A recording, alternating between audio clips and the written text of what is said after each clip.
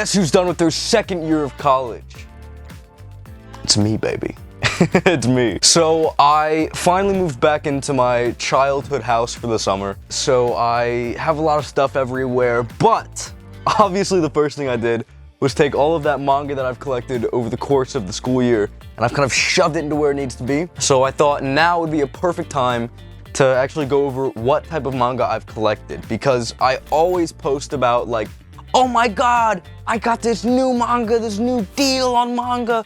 And I'm adding it to my collection, but I've never shown my collection. Not once. I've shown pictures on like Twitter and shit, but I've never actually really shown it off in a video. And I feel like that's the best way to go about it, so let's just do it. Short, quick video where I go over everything. There's not a whole lot to show, so let's chop, let's make it work. So we're gonna start off with probably the most noteworthy section of content here. This is where I focused a lot of my time. This right here is probably the most layered shelf that I've got. So starting off up here, we have not a bunch of manga. This is just Chobits, some one-offs right here that I got for really cheap, and then a bunch of Sonic the Hedgehog Archives comics, which they stopped selling. And then behind it, we have a bunch of random manga that I don't really want people to see. So for example, manga, I stopped collecting manga that I don't particularly like anymore. For example, these two manga right here, Fairy Tail, and then there was a Monster Hunter manga made by the same creator. A bunch of random stuff here, some volumes that I collected on accident that are repeats, and then like garbage, absolute garbage, like evergreen. Just stuff back there that I don't really want people to know that I've collected. The next shelf is my absolutely amazing fight stick. Just look at that. Oh, perfect, but not what you're here for. Dandadan's volume 1 through 3, a bunch of random stuff like that, and then a bunch of Demon Slayer, Full Metal Alchemist, the Full Metal Edition, which, let me just tell you right now, this is such a nice release of this. I actually haven't started reading it yet, but it's just so perfect. I really can't help but keep buying more volumes. One small weird thing about it is the spine, when you open it, cracks a little bit. It's just not the best spine for a hardcover, but it is what it is.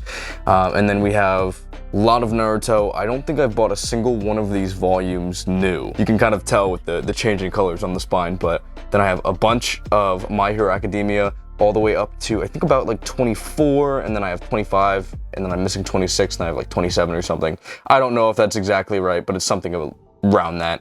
And then My Hero Academia Vigilantes, which is honestly way better than the base series. So if you're gonna buy anything related to My Hero, definitely go with Vigilantes. But the moment you've all been waiting for, the One Piece shelf. This is by far the best shelf in the entire collection, because One Piece is just peak fiction. So we have a cute little Tony Chopper right here. Probably one of my best split-second purchases ever. He's just so cute. And then if we actually move him out of the way, we can see every single volume of the One Piece Omnibus has been collected. It's a little hard to show all of them because they're stacked in the back. You can also see I have a few repeats here and there, which gives it a little more volume, yeah, like right there, and then right here as well. And now, as you can tell, I've started collecting the single volumes, 1 to 9, few random volumes I got used here. This is back when 34 through 42 of the Omnibus didn't exist yet, and I just wanted to keep reading. So I got the physical manga volumes, and then you can tell right here I started back up with 74, or actually 84 rather. 74 is a random used volume I got, but 84 all the way up to 102. Got some more volumes hidden in the back there. Plus, this is probably one of the coolest parts of the collection. This is a hand-bound hardcover volume of One Piece Volume 1. So that's just incredible. As you can tell, open it up. Oh, there she is. There she is. Here it is.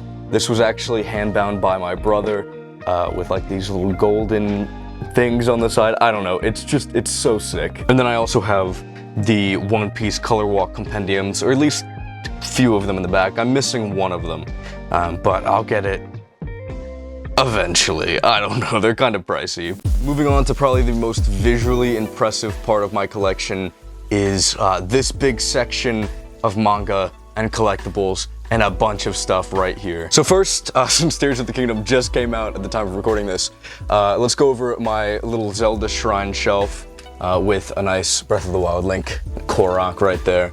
But this has pretty much every single volume of Zelda manga and a bunch of Nintendo stuff that you can find. This right here is the hardcover Legend of Zelda Viz manga made by Akira Himekawa. It's right there. Awesome. I'm so dumb. But genuinely, these are so nice. Probably one of the best releases that you can get, and they actually only came in a box set. So you could only get these if you actually bought like the little treasure chest box set. Super cool stuff. And then I obviously have all of the single volumes from my childhood. And then, unfortunately, I am missing a lot of the Twilight Princess manga. I only have 1 to 7 when there's already 11 out, which is, I think that's the final volume. And then right down here I have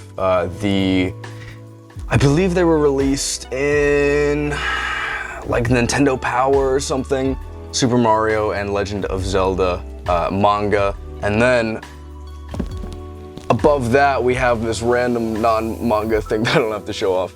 Splatoon 1 to 5, they have like 13 volumes out now. I don't think I'm gonna keep collecting it, it's just not that interesting. And then the Super Mario Manga Mania manga, which it's alright. Moving on from that, we've got 20th Century Boys up to volume 4. I need to buy more, but it's just kind of annoying to buy. It's not hard to get your hands on anymore, but it's just not worth it right now to me. I think it's a really cool manga, but not right now. And then I have 1 to 5 of Dragon Ball, so I own all of base Dragon Ball. And then I got 4 to 5 used for a pretty good price. So I've collected a decent amount of Dragon Ball right now for only having read up to like, I think I'm on this right here. So I'm almost done with base Dragon Ball. I'm getting there. And then I also have the Akira Toriyama Manga Theater, which I also got used for a really good price.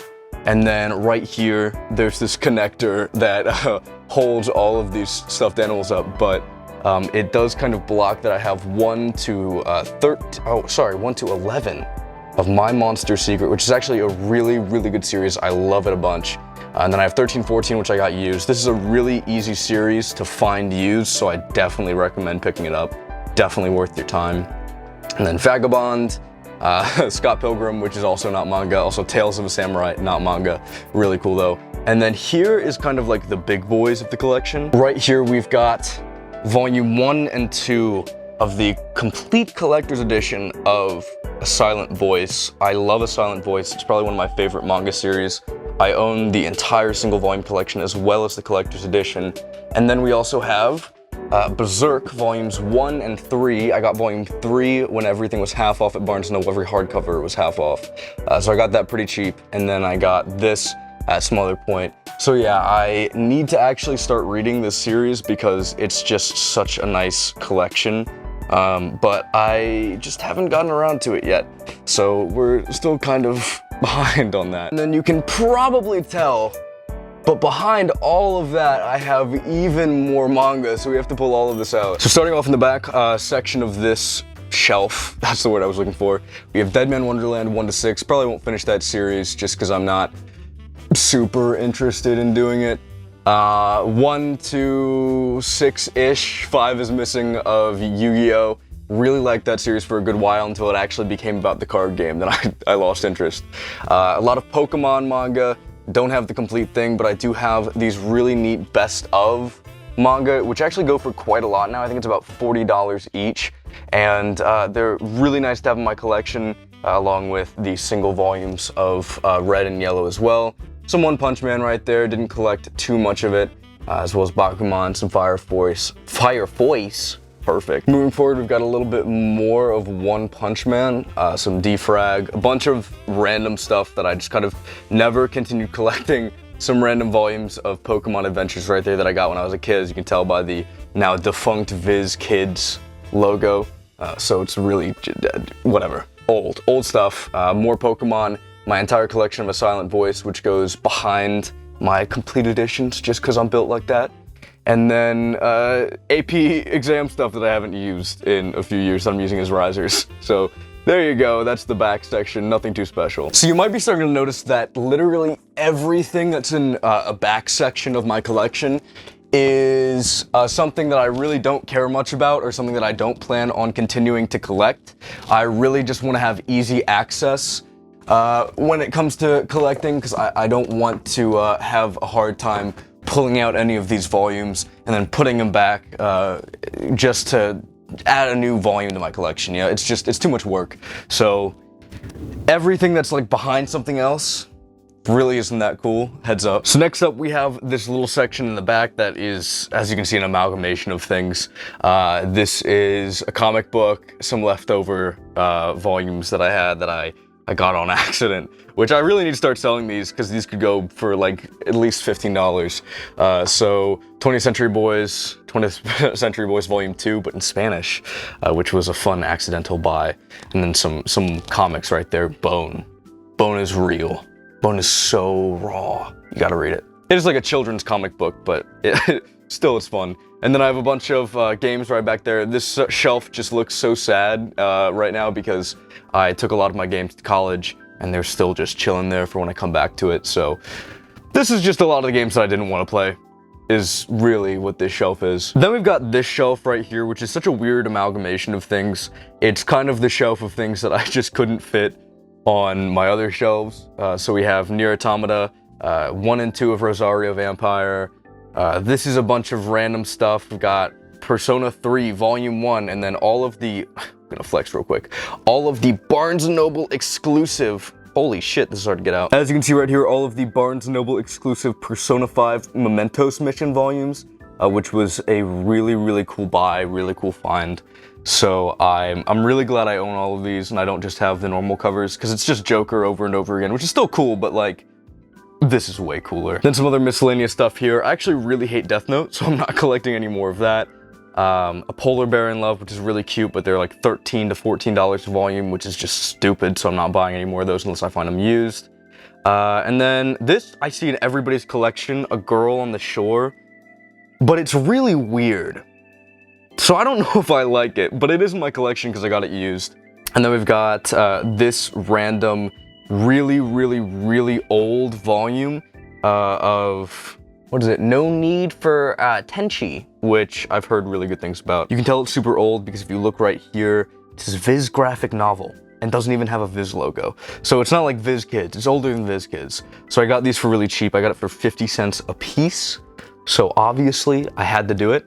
And then I got a bunch, and I mean a bunch, of Nisekoi Japanese volumes, because Nisekoi is probably my favorite romance manga ever.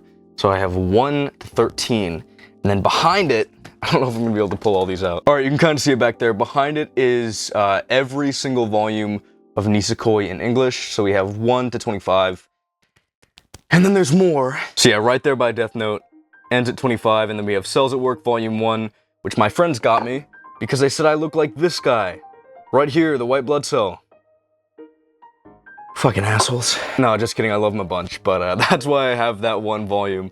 And then Sword Art Online 1 to 2, this is the visual novel. I got it when I was like really starting my collection, and that's why it's there. And then there's Sword Art Online 1 and 2 of the light novel. I got it when I was first starting my collection, so yeah, that's why that's there. So, that's actually the entirety of my manga collection specifically, but I'm gonna go over a few bonus things just for fun.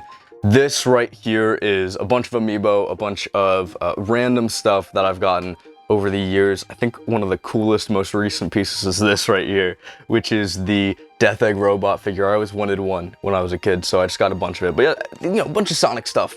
As you can tell, I really like Sonic figures and the like. And then over here, we've got a bunch of really cool stuff. So I have a bunch of Zelda amiibo, Zelda stuffed animals, as well as some Sonic stuff. And then down here, a lot of Sonic figures, Zelda Nendroids, Zelda Figma, and this really cool Bandai Namco Mega Man figure, stuff like that.